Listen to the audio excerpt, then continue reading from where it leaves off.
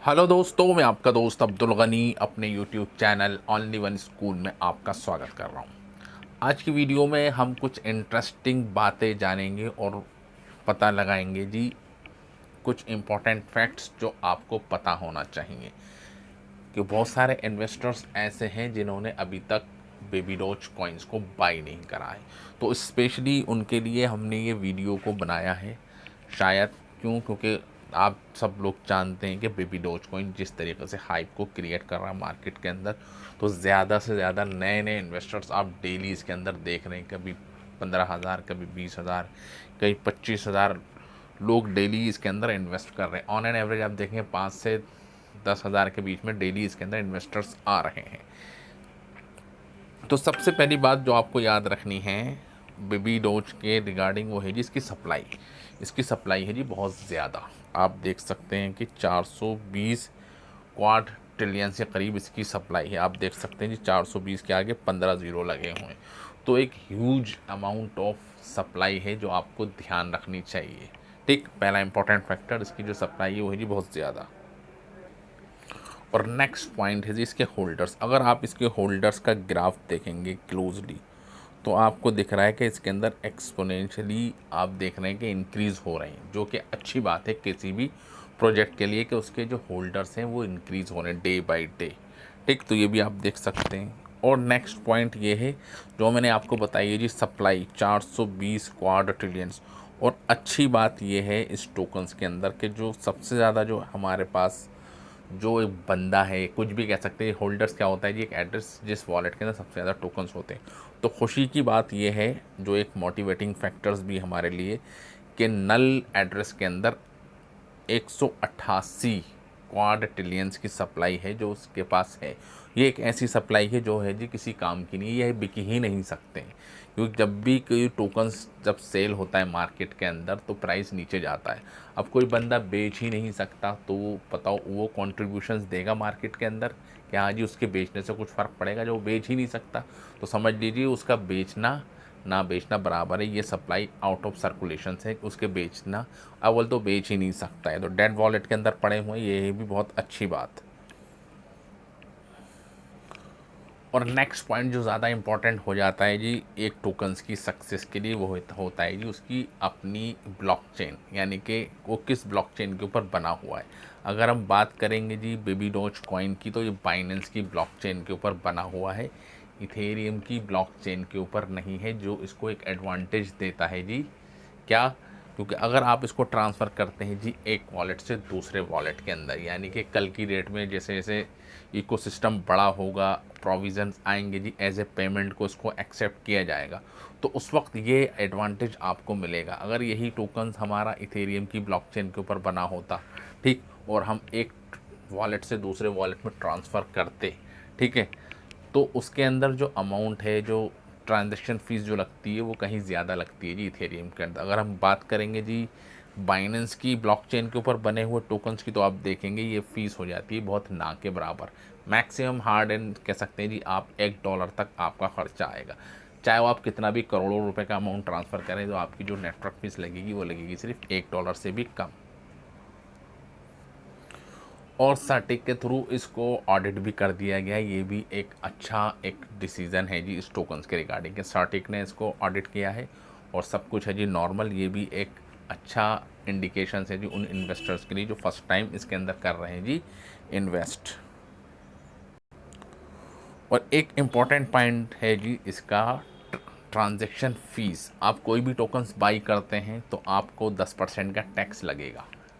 ठीक, आप बाई करते हैं तो आपको 10% कट कराएंगे। अगर आपने 100 करोड़ टोकन्स खरीदे हैं तो आपके 10 करोड़ टोकन्स हट जाएंगे, आपको मिलेंगे जी 90 करोड़। ठीक है, और ऐसे ही अगर आप बेचते हैं किसी भी टोकन्स को, ठीक है, तो आपको जो वैल्यू मिलेगी वो मिलेगी जी 90 करोड़ की। अगर आपने फॉर एग्ज़ाम्पल 100 करोड़ ख़रीदे, आई जी आपके पास 90 करोड़, ठीक है, बट जब आप उसको बेचेंगे फिर आपके 10% कट जाएगा, यानी कि 9 करोड़ आपके साइड हो जाएंगे। आपको जो वैल्यू मिलेगी वो मिलेगी जी 81 करोड़ की। तो सोच सकते हैं कि अगर आप आज ही बाई कर रहे हैं और आज ही बेच रहे हैं तो आपको तो 20% का नुकसान वैसे ही हो जाएगा।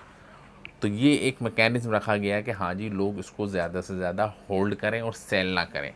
तो ये जो आपको ट्रांज़ैक्शन का जो एडवांटेज मिलेगा, ये आपको तभी मिलेगा जब आप इसको होल्ड करके रखेंगे। यानी कि आपको आपकी होल्डिंग के हिसाब से आपको रिज़ल्ट मिलेगा। जो नंबर 1 होल्डर है, ठीक, जैसे कि हमारा नंबर 1 होल्डर्स कौन है इसके अंदर? Dev wallet. तो डेट वॉलेट को हर ट्रांज़ैक्शन का उसको एक 44% चाहिए। यानी कि मैंने जो टोकन्स को बाई करे या सेल करे, फॉर एग्जांपल 100 करोड़ मैंने बाई करे, तो 10 करोड़ निकल गए। उस 10 करोड़ में से आधा अमाउंट जाएगा जी हर बार कहाँ जाएगा जी? एक एड्रेस के अंदर जाएगा जो है जी हमारा डेट वॉलेट।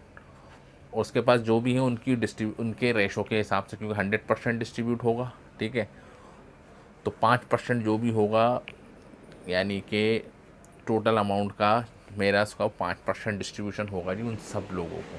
ठीक, समझ में आ गया आपको? यानी कि जो 5 करोड़ जो टोकन्स होंगे, 100 करोड़ मैंने ख़रीदे, ठीक है, 90 करोड़ तो मेरे पास आ गए ऑन द स्पॉट। अब 10 करोड़ में से 5 करोड़ टोकन्स बढ़ जाएंगे जी सबको, ठीक है, सबको बढ़ जाएंगे जी। मेरे से पहले जिन्होंने बाई करके रखे हैं उन सबके पास टोकन्स जाएंगे, जाएंगे नहीं जाएंगे? ठीक, तो सबको बढ़ गए अपने रेशो के हिसाब से। अब बचे जो 5%, यानी कि 5 करोड़ और बचे, वो क्या होगा? Each of transaction redistributed to holders, ठीक है, each of transaction added to liquidity pools, यानी कि 5 करोड़ वापस लिक्विडिटी पूल्स के अंदर चले जाएंगे। यानी कि फिर लिक्विडिटी पूल को भी जनरेट होगा, यानी कि 5 करोड़ बच गए और 5 करोड़ टीम की मैनेजमेंट के पास चले गए। उसमें से वो उसके भी दो हाफ करेंगे, ठीक है, एक लिक्विडिटी पूल में चला जाएगा और कुछ अमाउंट है जी इनके चैरिटी वॉलेट, वहाँ पर चला जाएगा। और सबसे अच्छी बात ये है कि एलॉन मस्क इसको कर रहे हैं जी प्रमोट, ठीक है। ये बहुत ज़बरदस्त इनका एक ट्वीट था जो बहुत ज़्यादा वायरल हुआ था और उसके बाद प्राइस के अंदर एक हाईली इंक्रीमेंट आपको देखने को मिला। और अगर बात करेंगे जी इसके रोड मैप की, तो रोड मैप भी आप देख सकते हैं ऑलमोस्ट कंप्लीट हो चुका है जी, ठीक है। फ़ेज़ 3 भी ऑलमोस्ट कंप्लीट, फ़ेज़ 4 भी ऑलमोस्ट कंप्लीट और फ़ेज़ 5 के ऊपर अभी काम चल रहा है, ठीक है। इसके अंदर कुछ फेजेस हो चुके हैं जी कंप्लीट, 3 लाख से ज़्यादा होल्डर्स हो चुके हैं। और जो मैंने कहा था ना कि चैरिटी, उस चैरिटी का जो यूज़ है वो डॉग्स के रेस्क्यू के लिए करा जाता है कि हाँ जी, डॉग्स को किस तरीके से सिक्योर किया जाए, उनको किस तरीके से मदद की जाए, तो उसके लिए शेल्टर्स वगैरह क्रिएट किए जाते हैं। आप सब जो जानते हैं कि जो थीम है वो है जी बेबी डॉज कॉइन, ठीक। तो उसके ऊपर भी ये खर्च करते हैं जी। हर ट्रांजैक्शन का जो हमारे पास से कटता है वो एक पर्टिकुलर वॉलेट में जाता है, वहाँ से अमाउंट इकट्ठा होता है। तो आप देखेंगे इनका जो नेक्स्ट टारगेट है $750,000 के करीब इनको करना है जी इसके ऊपर खर्च। और सबसे आखिरी पॉइंट जो बहुत ज़्यादा इंपॉर्टेंट है वो है जी हमारा ऑटोमेटिक बाउंडिंग इस टोकन्स की आपको हमेशा देखने को मिलती रहेगी। वो क्यों? क्योंकि जो नंबर 1 जो होल्डर है उसको भी अपना शेयर चाहिए, जो भी आप टोकन्स बाई सेल करेंगे उसका, ठीक है। तो उसको अपने शेयर के हिसाब से 44% हर ट्रांजेक्शन का चाहिए, ठीक है। तो आप देख सकते हैं कि हर घंटे कुछ ना कुछ टोकन्स बर्न होते रहते हैं जिस इस वॉलेट के अंदर,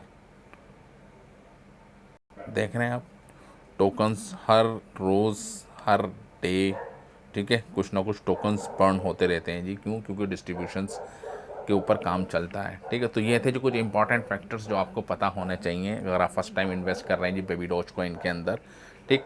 तो ये थी जी एक हमारी तरफ से इनिशिएटिव्स आपके लिए। अगर आपको वीडियो अच्छी लगी तो उसको लाइक करें और हमारे चैनल को सब्सक्राइब ज़रूर करें ताकि और इंटरेस्टिंग वीडियोस आपको डे बाय डे रोज़ाना मिलती रहती है हमारी तरफ से। उसके लिए क्या ज़रूरी है? आप बेल आइकन के जो नोटिफिकेशन है उसको दबाएँ। तो thank you very much for this video. जय हिंद।